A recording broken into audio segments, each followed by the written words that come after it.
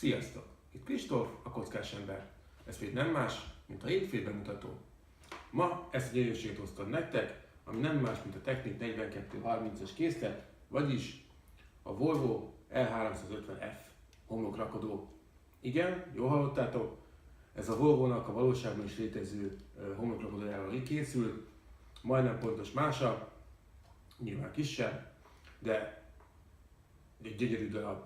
Hatalmas, azért legalább 60 cm hosszú, 20 cm szélesség durván, 30 cm magas, úgyhogy egy hatalmas készletről beszélünk, és a legnagyobb szépség benne, hogy ez is RC vezérelt, akár csak a múltkori markoló, amit bemutattam nektek. Na, nézzünk pár alapadatot. Azért nem túl régi készlet, 2014-ben jelent meg, 1636 elemből áll, és a Lego a 11-14 éves korosztálynak lőtte be, akik ugye a Technictől kitalálva, de én azt mondom, hogy ezzel a készlettel bármelyik korosztály remekül tud játszani, nyilván az RC funkció miatt, ugyanis egy nagyon jól kezelhető, nagyon jól vezérelhető, egy nagyon látványosan mozgó készletről van szó. Na de mit is tud? Egyrészt két funkció mozgatja a kanalat, illetve most van két motor mozgatja a kanalat, két másik motor pedig a magát a járművet mozgatja. Megy előre, hátra, és ami a legizgalmasabb, az a kormányzás, hiszen nem a kerekeit kormányozza, hanem a törzs, úgymond törik ketté, vagy most van mozdul ki a törzsből, ami így néz ki. Tehát magyarul itt középen mozgatja magát. Nézzük a kanalat. Egyrészt van az emelése a kanálnak fölfelé vagy lefelé, illetve van maga a kanál mozgatása, ugyanúgy lehet dönteni kifelé vagy befelé. Ami még nagy érdekességenek a modellnek, azon kívül, hogy törzsből fordul, az az, hogy már nem egyszerű ezt itt tartani, hogy mind a négy kerék mozog. Előre is, hátra is, valamint a hátsó tengely, van valami játék, igazából ezt a rugózást hivatott megmutatni. Aztán ezen kívül hátul van egy motorázhetőnk, idézőjelben, hogy motorázzuk az ajtajat, benne egy motorra, ami egyébként mozog is, benne a dugattyúk, nem tudom, mennyire látjátok. Úgyhogy egy igazából sok érdekes részlettel felszerelt modellről van szó.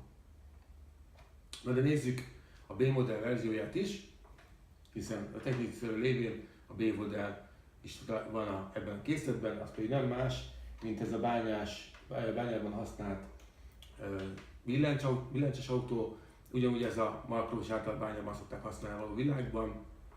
Ennek a készletnek is ugyanúgy több funkciója van, ugyanúgy előre-hátra, illetve tud fordulni, nyilván ez is törzsből mozdul, tehát nem a kerekeit kormányozza, valamint a billentyűt lehet föl mozgatni. Alternatív modellekben sok érdekesség nincs. Egyrészt valaki továbbfejlesztette ezt a billentyűs verziót, ugyanúgy benne hagyva az RC funkciót, egy picit élethűbb, ráadásul háromtengelyes, valamint maga a billentyű jobban zárt, így azért jobban lehet vele játszani, nem úgy, mint a B-modellben, ami eléggé lukacsos, tehát azért abból aztán kiesik rendesen a cucc. Illetve egy másik rajongó elkészített egy villástargoncát, ez általában való világban nehéz tehereknek az emelésére szolgál. Itt ugyanúgy ezt célt szolgálja. Nyilván benne van a nevelési RC funkciók, mindenki döntse el, melyik a számára eszmetikusabb. Én szerintem továbbra is ez a modell a legjobb. Vagy két ilyen készlet, az egyik ebbe a verzió, a másik pedig a billentyűbe, és elkül lehet vele játszani. Bár sajnos a Lego elemek túlságosan könnyűek, ezért nagyon nehéz felmarkolni őket. Inkább valós érmek is homokozóban lehet jól játszani, vagy nehezebb kövekkel érdemes, vagy látványosabb játék vele, ahogy átteszi az anyagot egyik helyre a másikra. Nos, ki az, akinek ajánlom, és ki az, akinek nem? Igazából én mindenkinek ajánlom ezt a készletet, hiszen mindenki remekül tud vele játszani, teljesen korosztálytól függetlenül. Nincs vele semmi nehézség, vagy nincs vele semmi olyan, amitől nehezebben mozogna, úgyhogy én mindenkinek tudom ajánlani. Van is egy érdekes sztorim, egyszer felült egy ismerősünk, egy kétgyerekes apuka,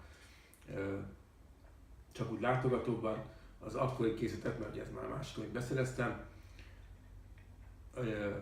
meglátta, azonnal kezébe vette a kontrollert és elkezdett vele játszani. Biztos vagyok benne, legalább egy fél órát ökölködött a szobában, úgyhogy itt tényleg azt kell mondanom, hogy minden korosztály megtalálja magának a szépségét benne. Igazából ebből kiindulva nem is nagyon tudok olyat mondani, akinek nem ajánlom. Nyilván aki nem rajong a technikekért, annak ez kicsit sok lesz, illetve aki inkább a City vagy kisebb témakörökben, kisebb kategóriákban a kedvence, vagy érzi otthon magát, annak ez túl nagy dög lesz, de azt kell mondanom, hogy ez még ettől függetlenül is a polca, hogy a más készletek mellé berakva is nagyon-nagyon jól tud mutatni. No, hát ennyi lenne most ez a bemutató, illetve ennyit erről a készletről. Remélem tetszett, remélem tudottam nektek új infokat adni erről a készletről. Ha bármi gondolatok van, nyugodtan jöhet kommentbe, szóljatok hozzá, esetleg mondjatok bármit a videókkal kapcsolatban, hogy esetleg más dolgot szeretnétek tudni, vagy más formában szeretnétek, hogy megjelenjen. Én mindenképpen meghallgatok, változtatok rajta, úgyhogy bátran, nyugodtan. Nyilván a következő videó jövő hétfőn, addig is jó legózást, jó pihenést és minden jót. Sziasztok!